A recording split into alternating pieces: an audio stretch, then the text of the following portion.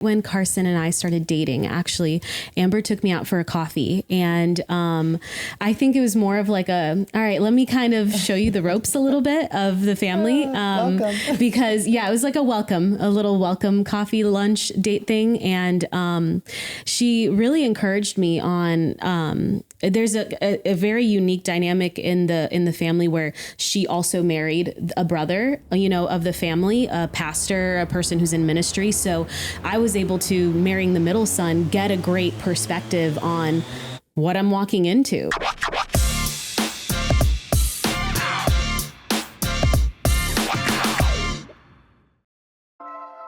Hey guys, welcome to the Troy Gramling podcast. I'm so glad that you decided to join us today. Really, I'm always glad you decided to join us today. But today is going to be a very special episode. But before we get to that, I need to remind you, as always, subscribe, to share, and hit that bell so you never miss an episode. And along the way, leave a comment because the algorithm, it does matter.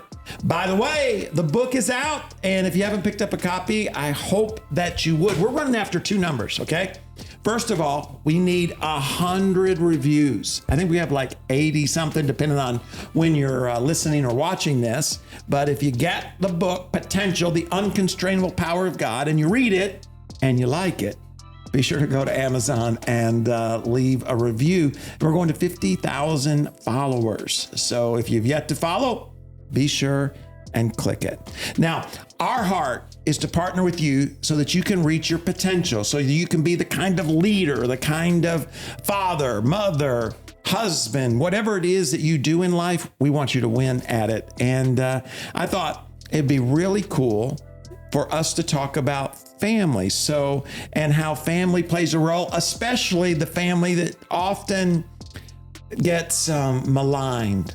That is the in-laws, okay? Now, we're not going to talk about mother-in-laws and father-in-laws. We're going to talk about daughter-in-laws. And I have two of mine here with me. Welcome to the podcast, ladies. Yeah, we may talk about father-in-laws. Yeah, we just may, because you're still right here. I guess I am a father-in-law, so I guess so. I'm not going to talk about my father-in-law. Oh, okay, all right? okay. So take a moment and introduce yourself and tell us, because they, all of us are a part of the ministry team here at Potential Church, along with their husbands. And so, you always hear, don't work with family or friends, but we all work together. Yeah. And so first of all, just kind of introduce yourself and tell me a little bit about how you grew up. Oh, how I grew up. My name is Jess, and I'm married to your son. First, you got to tell us your whole name. My whole name. Okay. My whole name is Jessica Isabel Kotu Gramling. There we go. Gramling is my last name. So I am married to one of your sons, the middle son, Carson. And I've been a part of Potential Church for the majority of my life. I started coming here probably in second grade with my family, and didn't know Carson at the time. Didn't know him really until I was in college. But my family has been a part of Potential for a really long time. Always loved it. And I grew up in a great home. I've been really blessed with the family that God had for me before I had extended family, and they were Christians my whole life, and they were really, really specific about my upbringing being a Christian upbringing. And I think that has formed me as a person before I even got to this role in Potential Church. And that's really an honor and a blessing a lot of people don't have, is growing up in a family that brings you up that way. So I have a little brother who's not so little anymore. He's getting married as well at the end of this year. And Carson and I are going to have a baby as well at the end of this year. So yes. And of course, we don't know whether it's a boy or a girl. We don't know. It's a secret until this child comes out. So Yeah. Until it's out. Until it's out. Then it's not. No. Yeah. I'm rooting for a boy. A boy. Yeah. What are you rooting for? I like them both. Oh, well, that's good. Because, as long as they like me. Okay. You know what I'm saying? Like, yeah. And especially when they're little. Little kids and dogs like me. Yeah. Yes. But what about older? I don't know. older? Oh, okay. We'll see. We'll see if they do. It's a little tougher as they get older. Yeah. So, yeah, already. anyways. I think Well, it's Amber, my tell us turn. about you. Yeah. My name is Amber Ray Gramling. I'm married to your oldest son, Tyler, and we have two kids, Lion and Luna, Lion Rock Gramling and Luna Ray Gramling. And yeah, I've been here my whole life. And yeah, I've been here since I was born. My mom and dad raised me in the church, and I've known nothing else. So all I have known is Potential Church. Yeah. So it's a blessing and a curse in many different ways, but a major blessing to our family. My mom was on staff for 21 years. And so I was a PK, a staff kid as well. So learning the different navigations of that. And I have an older brother who is now a pastor as well. So my grandfather's a pastor. So I just feel like ministry kind of runs in the blood. Something I always said I would never do, and something I ran from for many years. But God has me here. So me and Tyler, we are the campus pastors here at our broadcast location. And I also oversee our creative arts areas. So, whatever it takes, doing whatever we need to do. But yeah, just serving as a family, loving. And Tyler and I celebrate 10 years married in January. So 10 years. 10 years. Yeah. Wow. Feels like a long time. And how long did y'all date? We dated for 2.5 years.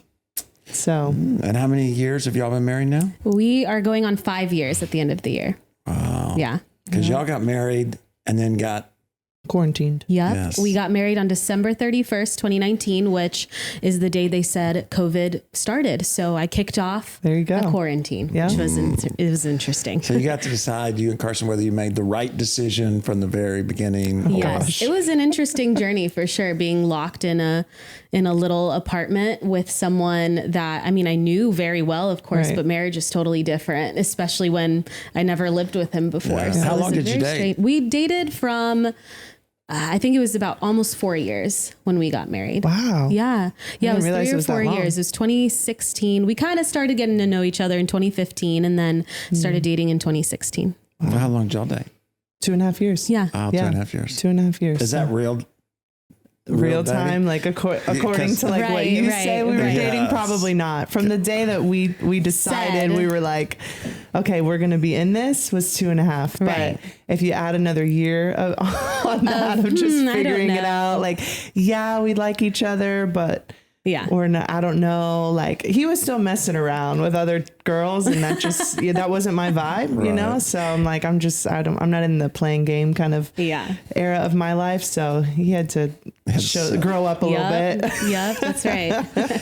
Well, they say the ladies are always more mature than the guys. I don't know if that's I would true, agree. But I would personally agree as well. At least in that season. Yes. I mean, as we've grown together, I feel like, you know, he's definitely a lot more mature in many different areas than I am. But in that season of our life and dating and like standards of like what I just felt like the woman, my mom always said, like, women make men rise up. And if the men doesn't rise up to who you are and the standards that you are, it's probably not the man for you. So yeah.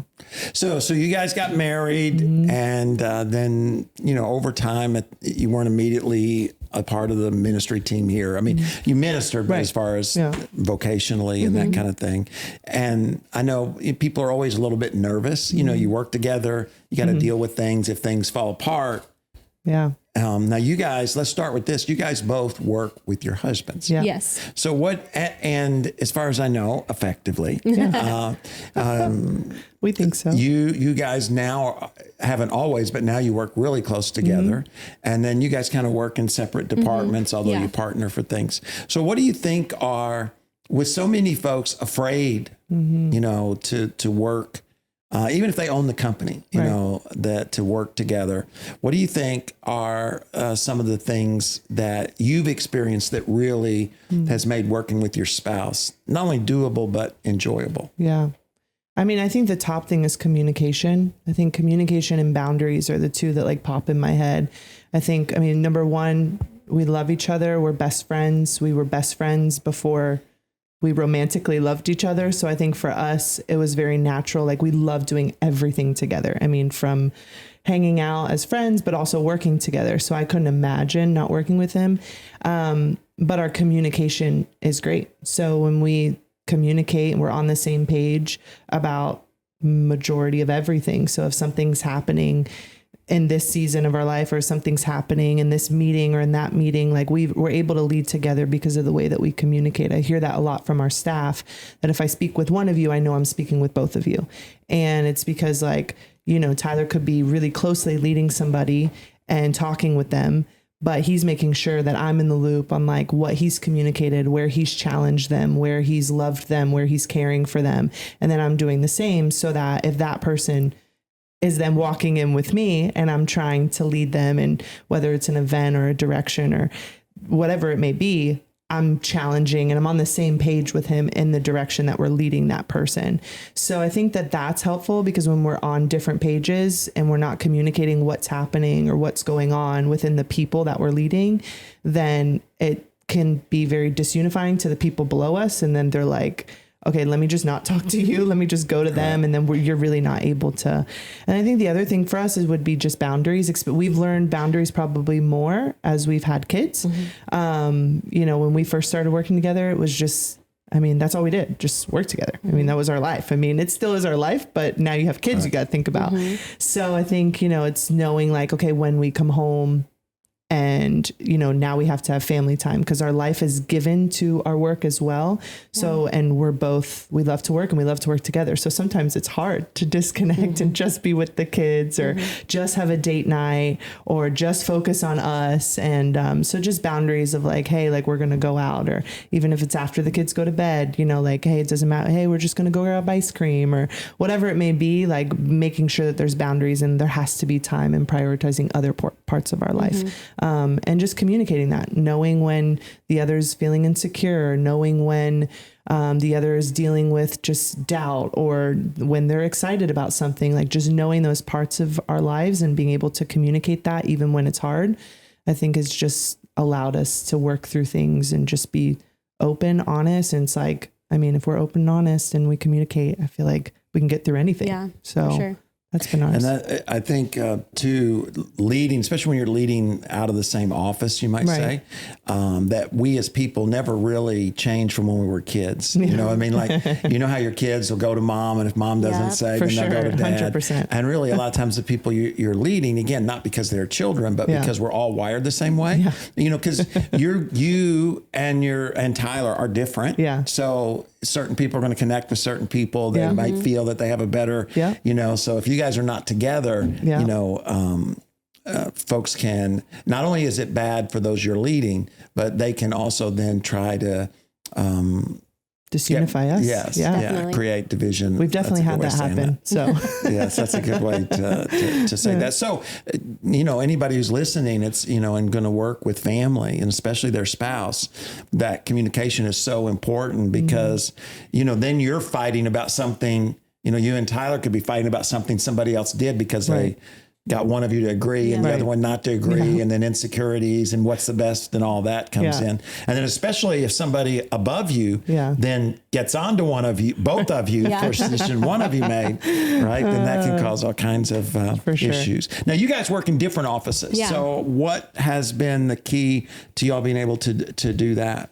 Yeah, I mean, when I started ministry as a job, I was working in the youth ministry, and Carson wasn't working in youth yet, but he very quickly was. So we did have a season where we were working together, and it was fun, but it was really hard. It was a hard season for us. I think being so new, we weren't married yet. We were still dating, had just gotten engaged, and we were still figuring out, I think, even boundaries within each other, and what type of leader he is, what type of leader I am. I think I'm a very opinionated person, if I've heard that at all in my life. So I think when I was learning how to be Carson's significant other, at the same time I was learning how to be Carson's coworker. And that was a very interesting dynamic for us, because it was hard for me to understand. I have my opinions and so does he, but ultimately this is the person I'm going to marry. So submitting to someone who at the time I didn't see as, well, you're not my boss, right. So what do? We both have an opinion, whose opinion is going to work out and whose opinion is going to come out on top. That was a really interesting dynamic for us to work through. But now being on the other side of it, being married, knowing each other more, and now working in separate areas, I miss it for sure sometimes, but I'm really enjoying the roles that we're in because I almost feel like our impact is larger in our personal lives, him leading in youth and me leading in the communications team. There is areas that we're able to support each other in, but not necessarily have to be in the nitty gritty with. Right. He, can support me in whether it's the online team or with SNL and all these things that we do for potential church and for the brand. And he's able to see me lead in that and support me in that.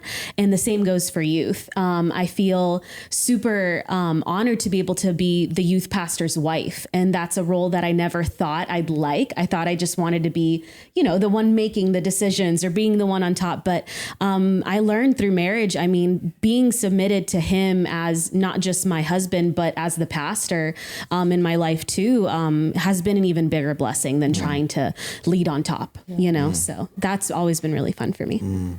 So a lot of, I guess what you're saying too, is there's a sense of openness that you've gone through as far as, and it's, in some ways it's not exactly what you, as expected. Yeah. I always thought I wanted to be the boss, but I realized that there's not that many situations I actually want to be the boss in. I don't really want to make those decisions. So I'm very grateful for him to make them. Oh man. So good. So, as we think about family, a lot of times when it comes to family and work, and that's really what we're talking about, because we want folks to be able to learn from what you guys have experienced. Because a lot of times if the family's not going well, people bring it to work, or if work's not going well, they take it back to the family. And, ministry is all about people. We do a lot of stuff, but it impact, we're ministering to people. And so we're all people. So we bring our peopleness. So how have you found that the benefit of being able to work together as far as encouraging one another when you're going through one of those, where somebody gets angry or somebody leaves or somebody writes a bunch of social media posts or whatever it is that they do, how have you found being married to somebody who's in it with you as a positive thing? Yeah, I think, one part is the support part and the encouragement just at home. But something that Carson and I personally do, and this may not work for everyone. So I don't necessarily give this out as advice. This is just something that we've learned with our personalities is, we actually don't let each other vent. Specifically vent.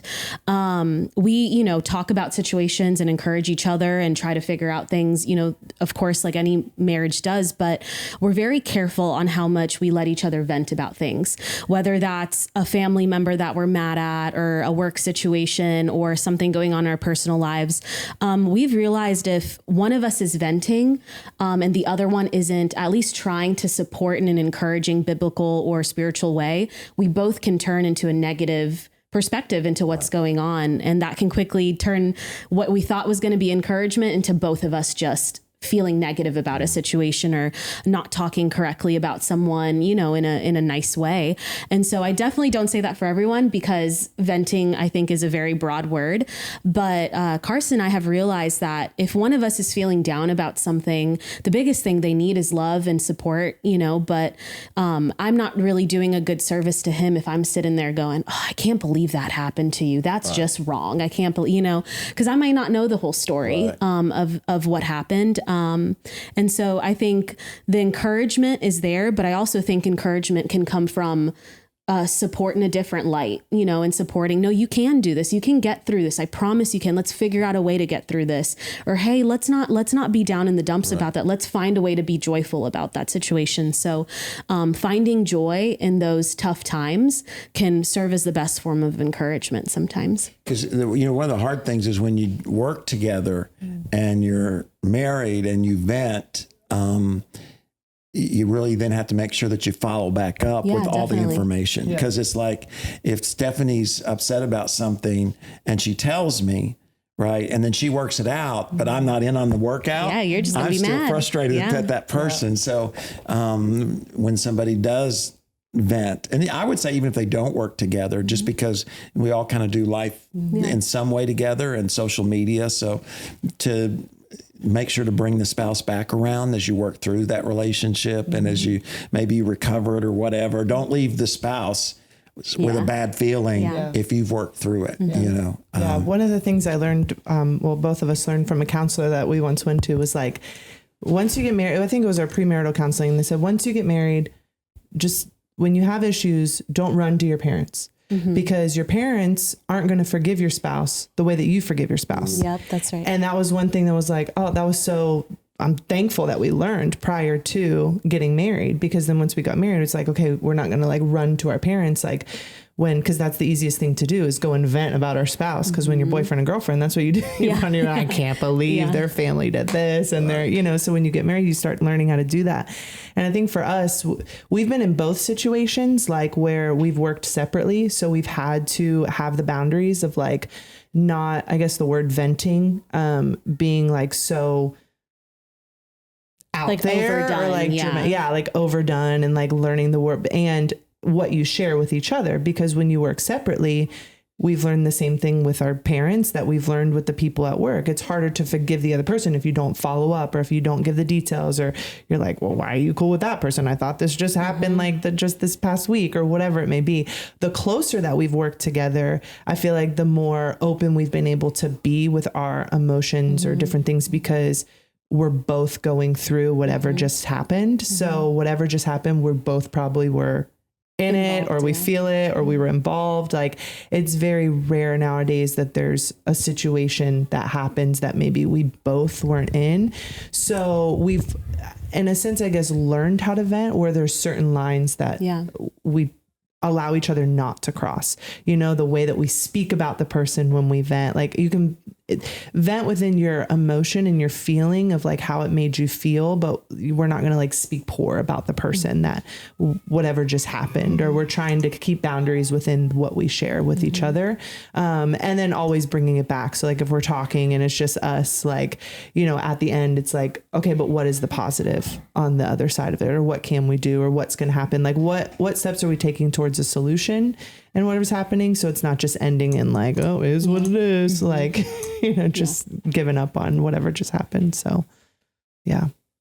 So the other thing I wanted to talk about just a little bit was, because everybody has, you know, whether they have a relationship with or not, they have in-laws. And, you know, I think a lot of times the daughter-in-law and the mother-in-law are the ones that traditionally on the TV shows. I don't know about real life because I only know my life. But so what would you say, because 10 years you've been a daughter-in-law, and 5 years now you've been a daughter-in-law.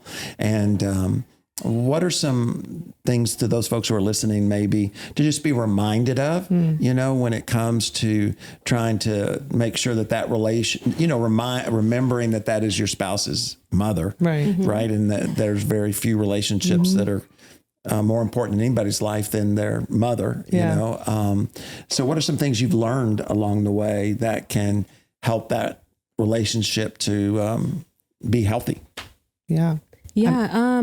I know for me, right when Carson and I started dating, actually, Amber took me out for a coffee, and I think it was more of like all right, let me kind of show you the ropes a little bit of the family. Welcome. Because it was like a little welcome coffee lunch date thing. And she really encouraged me on, there's a very unique dynamic in the family where she also married a brother, you know, of the family, a pastor, a person who's in ministry. So I was able to, marrying the middle son, get a great perspective on what I'm walking into, really, what kind of family and what kind of dynamic should I expect? And I remember her telling me, you marry the family too.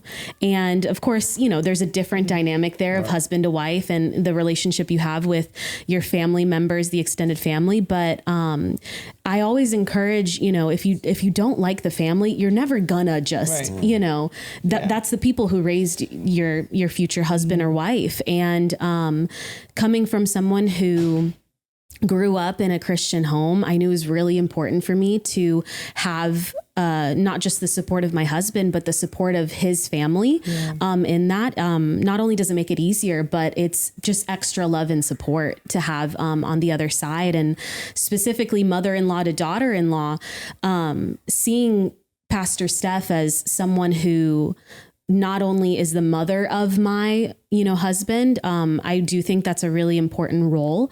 And, you know, God, you know, talks about honoring authority and honoring our parents. And because I chose a husband who honors his mother, then I know I can walk into the same situation and know to honor his mother too. And the same vice versa with him, with my family.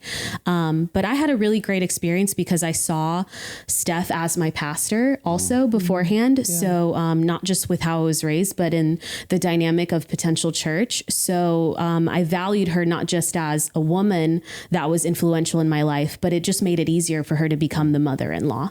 Yeah. That's good. Well, I mean, ultimately, I think we really do have the best in-laws. We really do. We've been joking the whole time about ragging you on the in-laws, but no, I really do think that, and I've said that so many times because you see so many people's, and I have so many friends who like talk about their in-laws, and I'm like, oh I my can't gosh, imagine. thank God we have the in-laws that we do. But I think you guys are so intentional about welcoming people into the family and also like fighting against not being the stereotypical in-law.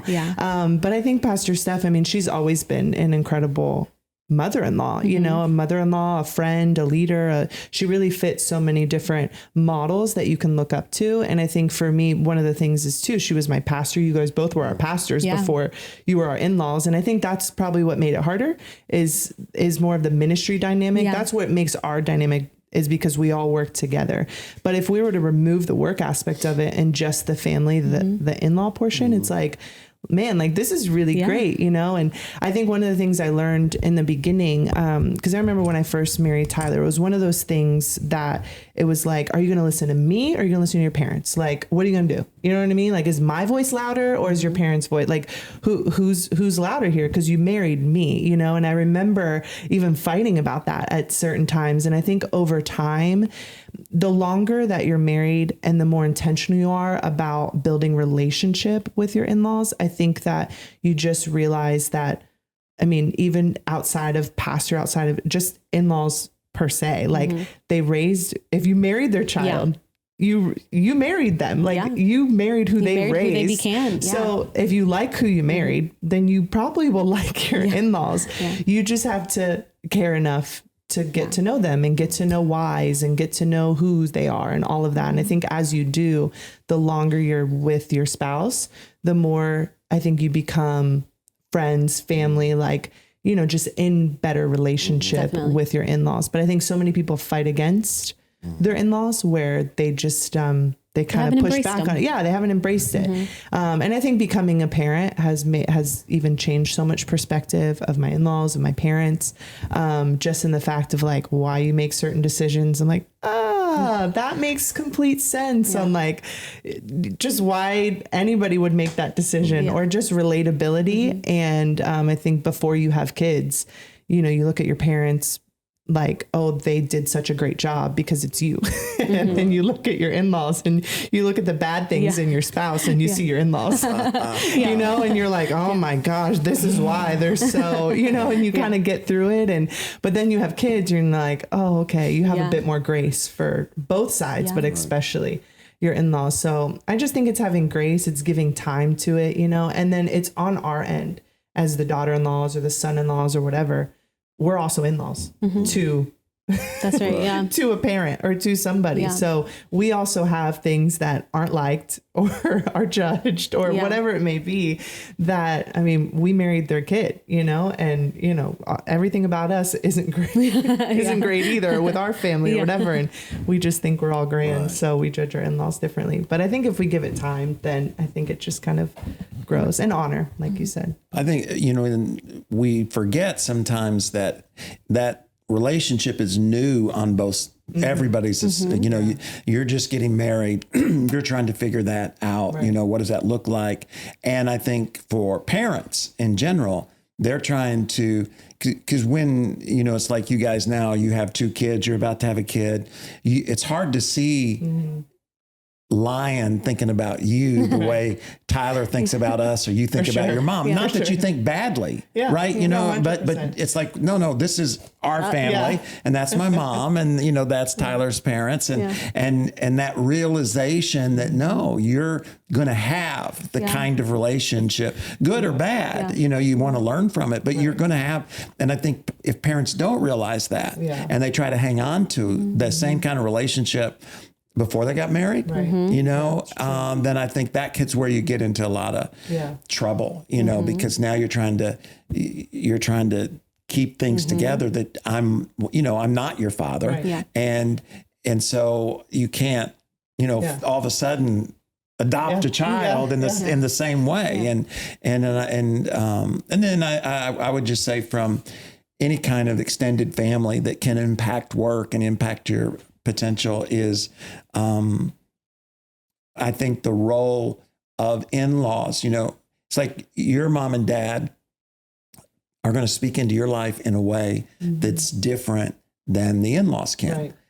I think with kids especially, is that Steph and I, made a commitment that, we're always, if anybody wants advice, we're willing to give whatever advice we know, good or bad, but we're real careful about stepping into that environment. Now, it'll be interesting. Bailey, our daughter, is a girl, right? So she's married a guy. So it'll be, I think I'll have to be more disciplined because it's my daughter. Right. You know what I mean? But I know in the same way that if I'm not, it like you were saying earlier, then it puts Larry to perspective of, are you going to listen to your parents? Are you going to listen to me? And that's an unfair position for anybody to have to choose that. I mean, they shouldn't have to choose. They should choose their spouse, but the parents shouldn't put their children or the in-law, their daughter-in-law, son-in-law in that position. I think sometimes we forget that we raise kids to send them out. Yes. And that's the way it is. Good job. Yeah. It's like once you send them, you sent them. Yeah. Right. I mean, you can't get them back. So you've had your time to do what you're going to do. Right.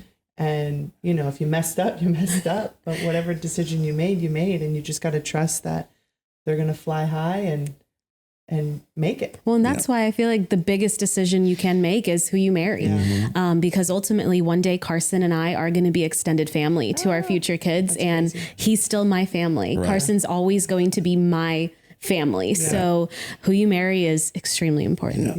And it's the only relationship that stays the same. Exactly. I mean, it grows and stuff. But the rest of them all change throughout, your whole life. I've already said goodbye to my kid for kindergarten. I'm like not there. You're in that state of life. It's that's such a process, because even with the grandkids, it's like, they're young now, but even between Luna, who's 2, and Lion, who's 5, there's a difference in which Luna's going to interact with me than Lion is. And as they become teenagers, they'll get to that point where they'll only come by when mom and dad don't give them the money they want. You know what I'm saying? And then let's go see grandma and grandpa, and then when I die, they'll talk about how much they love me, Legacy. It changes through life. But anyways, thank you, ladies, so much for your time. Yes, thanks for having us. Yeah, it's an honor as always. And thank you guys. I hope you've been encouraged and challenged a little bit, maybe inspired, and to make sure that you keep family a priority, that you're intentional, because if family is struggling, you're going to struggle no matter what your profession is, whether you work with them or you don't work with them. You want home to be a place of safety, security, encouragement, challenge, inspiration. And that's why you need to get this book. That's right. Let's go. Right? This book is the story of the people of God, how they go from being enslaved to the promise that God had for them, intermixed with my own story. You can get it wherever books are sold. And don't forget, every single Sunday night at 7 o'clock, we have a live stream because our goal is to build community with you so that together we can reach our potential and impact the world for good. God bless, and we'll see you next time here at the Troy Gramling Podcast.